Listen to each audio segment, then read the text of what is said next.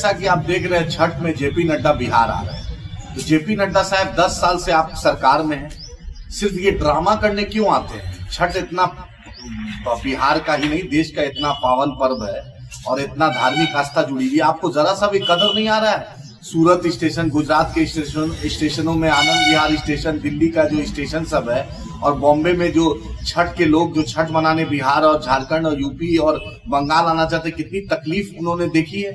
JP Nadda साहब 10 साल से आपको ये नहीं दिख रहा है कि आपकी सरकार है, 11वां साल है और नीतीश जी आप ही के भरोसे ये सरकार चली। आप तो बिहारियों पर इतना शोषण हुआ, ट्रेन में आने में टॉयलेट के सीट पे 5-5, 10-10 लोग बैठ के आए हैं, इतना भी 10-10 घंटा खाना नहीं खाए, समोसा और पानी पर जी कर आए, इतना भी नैतिकता आपको नहीं दिखती है क्या? रेल मंत्री को इतना नहीं समझ में आता है कि वो रेल मंत्री है, रील से निकले?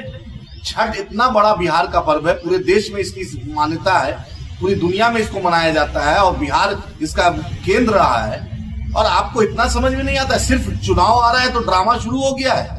हाँ, दिल्ली बदलाएं आप ही। ये बीजेपी को नैतिकता के आधार पर रेल मंत्री को इस्तीफा दे देना चाहिए, क्योंकि आपसे रेल मंत्रालय संभलना नहीं है। आपको रेल मंत्रालय का एक मोदी जी से अनुरोध है कि आपको एक रेल मंत्रालय दे दिया जाए, जो सरकार का पूरे देश के तरफ से रेल बनाया जाए, क्योंकि रेल मंत्रालय आपसे चलना नहीं है, यात्रियों को सुविधा दे रहे नहीं। और संजय झा जी, किस शर्म से आप बोलते हैं दिसंबर से फ्लाइट शुरू होगा दरभंगा से?